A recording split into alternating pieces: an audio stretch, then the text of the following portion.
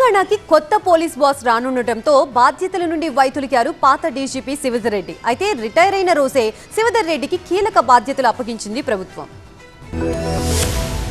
Telangana DGP బాధ్యతల నుండి retire అయ్యారు శివధర్ రెడ్డి. హైదరాబాద్ పోలీస్ అకాడమీలోని పరేడ్ గ్రౌండ్ లో పోలీసు ఉన్నతాధికారులు శివధర్ రెడ్డికి గౌరవ వీడ్కోలు పలికారు. తనని ప్రోత్సహించిన ప్రతి ఒక్కరికి ఈ సందర్భంగా కృతజ్ఞతలు తెలిపారు శివధర్ రెడ్డి.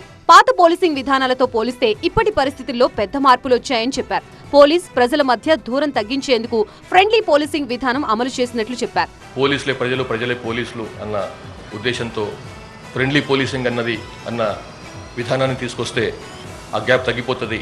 ఆ ఉన్నటువంటి దూరం ఏదైతే ఉందో అది తొందరగా దగ్గరైపోతుంది. ప్రజలు పోలీసులు కలిసి పనిచేసే అవకాశం వస్తుంది. తెలంగాణను ఇంకా బాగా ముందుకు తీసుకుపోయే అవకాశం వస్తుంది అన్న ఉద్దేశంతో ఫ్రెండ్లీ పోలీసింగ్ అన్న కాన్సెప్ట్ని అప్పుడు మనం ప్రవేశపెట్టినాం. 7 నెలల పాటు రాష్ట్రానికి డీజీపీగా సేవలందించిన శివధర్ రెడ్డికి హైదరాబాద్లోని డీజీపీ కార్యాలయంలో ఘనంగా వీడ్కోలు పలికారు. డీజీపీగా రిటైర్ అయిన రోజే శివధర్ రెడ్డిని ప్రభుత్వ భద్రతా సలహాదారుగా నియమిస్తూ ఉత్తర్వులు జారీ చేసింది ప్రభుత్వం.